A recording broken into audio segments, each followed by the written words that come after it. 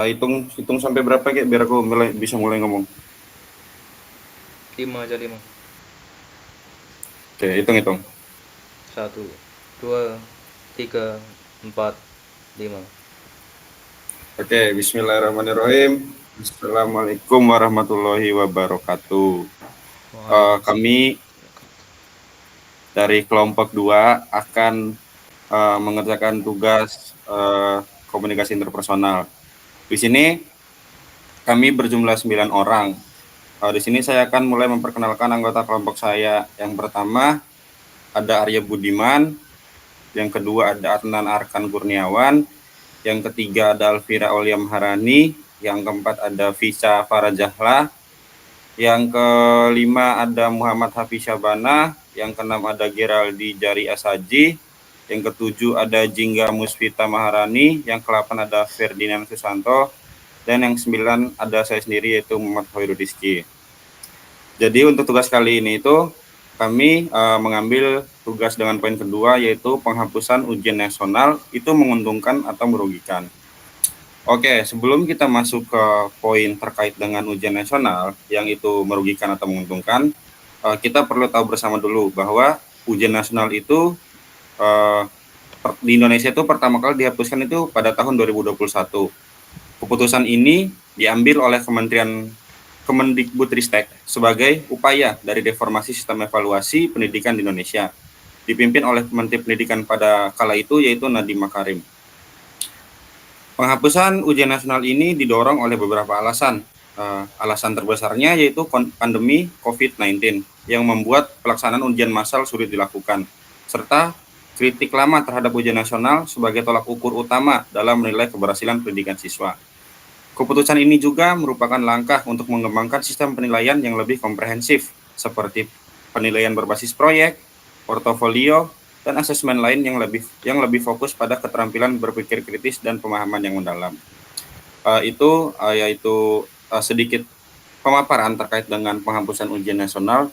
Mungkin saya serahkan kembali ke teman-teman saya untuk mendebat mendebat terkait dengan UN itu menguntungkan atau merugikan. Oke, saya berikan kesempatan kepada teman-teman. Silakan.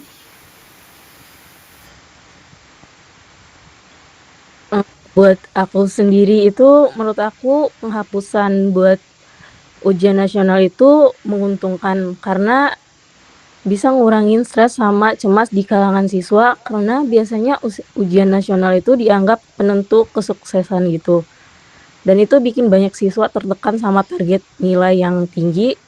Jadi tanpa ujian nasional, siswa jadi lebih fokus belajar atau paham materi tanpa dia harus khawatir banget soal nilai akhir yang bakal dia dapat. Kemudian siswa juga punya cara belajar yang beda-beda kan. Dan ujian nasional seringkali nggak bisa ngebaca kemampuan mereka secara keseluruhan. Banyak yang lebih jago ke praktik daripada nulis di kertas ujian gitu.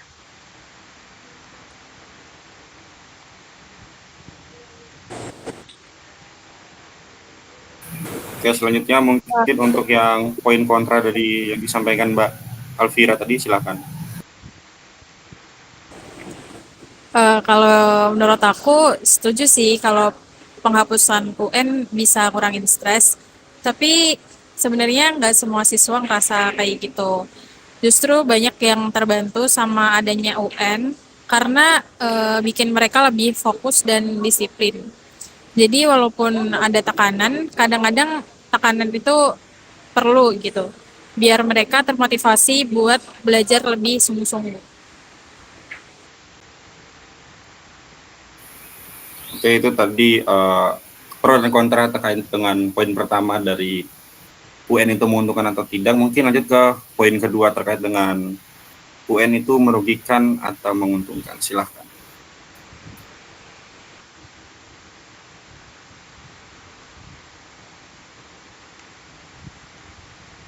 Oke, untuk poin yang kedua, menurut saya pribadi, untuk penghapusan UN sendiri itu membuat fokus ke pembelajaran yang menjadi lebih seru, tidak monoton, tidak hanya tertulis saja. Kenapa demikian? Karena dengan adanya UN, banyak guru di sekolah itu akhirnya cuma fokus untuk ngejar target nilainya aja, bukan buat ngejarin materi yang asik atau beneran berguna di kehidupan para siswanya nanti, seperti itu. Kalau UN dihapus, sekolah bisa jadi lebih fleksibel dalam mengajar, biar siswanya nanti bisa lebih aplikatif dalam implementasi apa yang sudah dipelajari di sekolah. Tidak cuma tertulis based on ingatan saja atau cuma lewat memori.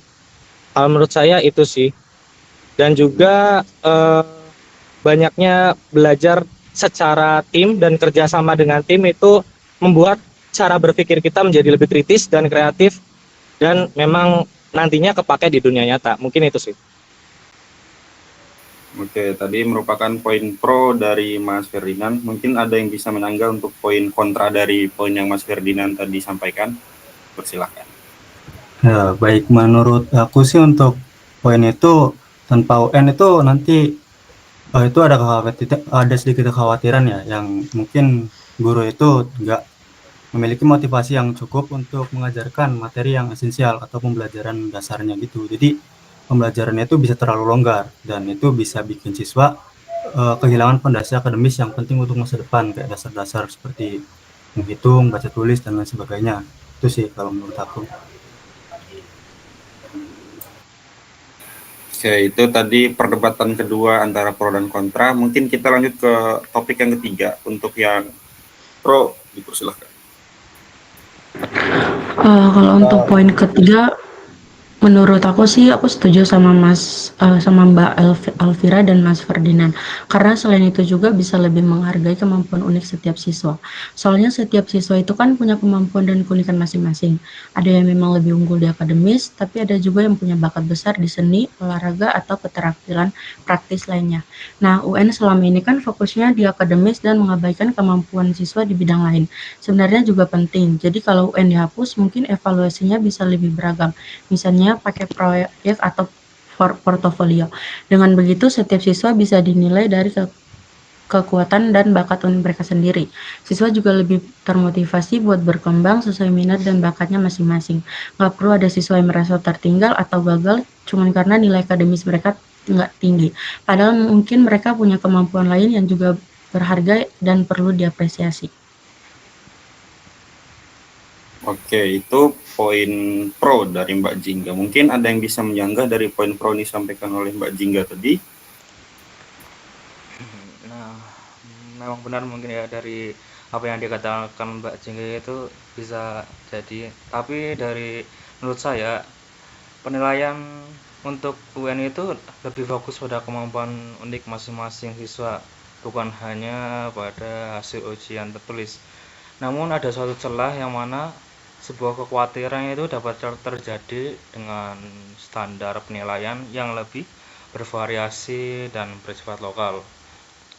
Jika evaluasi hanya berdasarkan penilaian guru atau sekolah tanpa adanya panduan yang jelas, bisa saja terjadi bias dalam penilaian. Hal ini bisa beresiko menyebabkan ketidakadilan, terutama jika seseorang guru memiliki kecenderungan dalam menghargai kemampuan tertentu dibanding yang lain. Dengan demikian, standar evaluasi yang konsisten tetap dibutuhkan untuk memastikan bahwasanya semua siswa dinilai berdasarkan kriteria yang setara. Mungkin itu menurut saya. Oke, itu merupakan poin kontra dari Mas Kirali. Mungkin kita lanjut ke poin terakhir atau poin selanjutnya. Silahkan untuk yang pro, dipersilahkan. Oke, kalau menurut saya penghapusan UN itu menentukan ya, karena kan bisa membuka ruang buat cara evaluasi yang lebih relevan. Penghapusan UN ini bisa jadi kesepakatan bagus buat sekolah dan pemerintah nyari metode evaluasi yang lebih variatif. Ya, semisal kayak evaluasi berbasis objek atau karya akhir. Jadi siswa itu nggak cuma dinilai dari ujian, tapi juga dari tugas-tugas yang lebih mirip sama kondisi di dunia nyata. Itu sih kalau menurutku. Itu merupakan poin pro dari Mas Adnan. Mungkin ada teman-teman yang menyanggah dari poin pro yang disampaikan Mas Adnan, dipersilahkan. Baik, Untuk yang kelima, walaupun penghapusan UN berpotensi untuk mengurangi ketimpangan, bisa juga sebaliknya sih.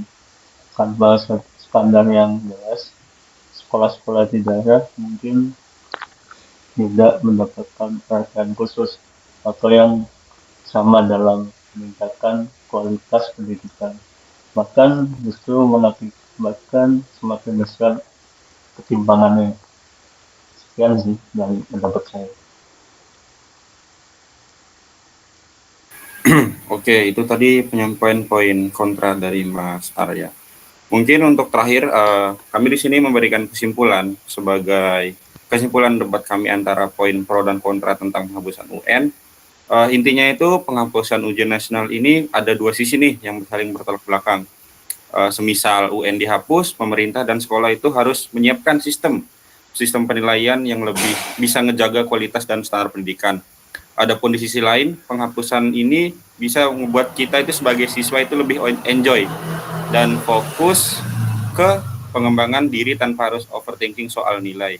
Jadi, semisal benar-benar mau dihapus itu, penggantinya tuh harus sepadan lah, agar siswa itu tetap bisa dapetin pendidikan yang berkualitas tanpa ngerasa ada tekanan sama satu ujian yang besar doang. Mungkin itu sekian sekian dari kami. Lebih dan kurangnya kami mohon maaf. Saya mewakili teman-teman saya kelompok 2. Akhirul kalam. Assalamualaikum warahmatullahi wabarakatuh. Oke.